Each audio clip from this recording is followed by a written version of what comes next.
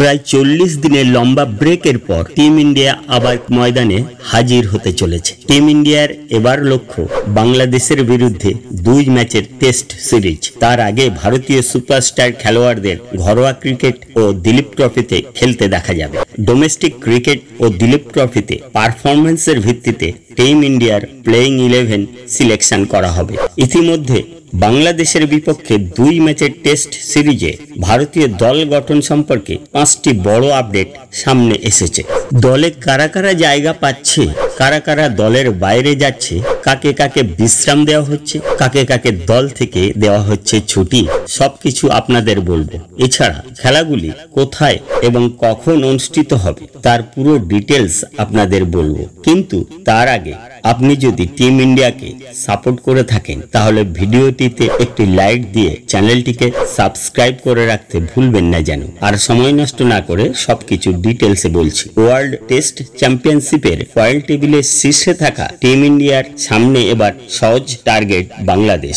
বাংলাদেশ প্রথমবার টেস্ট ক্রিকেটে পাকিস্তানকে তাদের ঘরের মাঠে হারিয়ে ইতিহাস সৃষ্টি করেছে। তাই এই মুহূর্তে বাংলাদেশি টাইগারদের আত্মবিশ্বাস তুঙ্গে। বাংলাদেশের আত্মবিশ্বাস চুরমার করে দেওয়ার জন্য টিম ইন্ডিয়ার শক্তিশালী স্পিন আক্রমণ প্রস্তুত। সবচেয়ে বড় খবর, বিশ্বের যে কোনো মাঠের সব সময় বিপজ্জনক সুপারস্টার জসপ্রীত বুমরাকে এই সিরিজে বিশ্রাম দেওয়া হয়েছে। বিরাট কোহলি দলে ফিরতে চলেছেন। এর আগে ইংল্যান্ডের বিরুদ্ধে 5 ম্যাচের টেস্ট সিরিজে তিনি বিশ্রাম নিয়েছিলেন ব্যক্তিগত কারণে। এই সিরিজে চোট সারিয়ে মোহাম্মদ সামির দলে ফেরার সম্ভাবনা নিয়ে সাসপেন্স থেকেই যাচ্ছে। সার্জারির পর তিনি এনসিএ তে ফিটনেস চর্চায় ব্যস্ত রয়েছেন। আশা করা যাচ্ছে বাংলাদেশের বিরুদ্ধে না হোক, নিউজিল্যান্ডের বিরুদ্ধে 3 ম্যাচের টেস্ট সিরিজে তাকে খেলতে দেখা যাবে। টেস্ট ম্যাচে ঋষভ পান্থের ফেরা নিয়ে প্রশ্ন থেকেই যাচ্ছে। তিনি কি 5 দিনের চাপ সামলাতে পারবেন? দিলীপ ট্রফিতে তাকে খেলতে দেখা যাবে। সেখান থেকে তার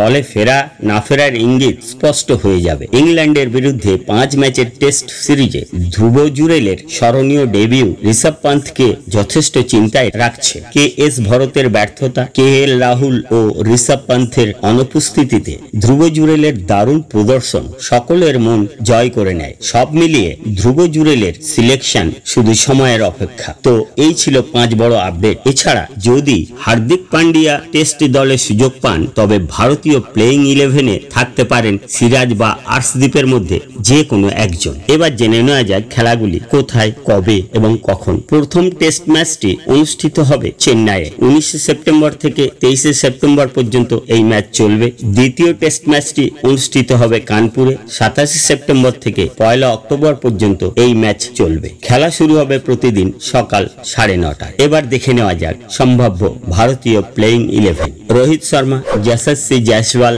শুভমান গিল, বিরাট কোহলি, ঋষভ পান্থ অথবা ধ্রুব জুরেল, হার্দিক পান্ডিয়া, অক্ষর প্যাটেল, রবীন্দ্র জাদেজা, রবিচন্দ্রন অশ্বিন, কুলদীপ যাদব, মোহাম্মদ সিরাজ অথবা আর্শদীপ সিং।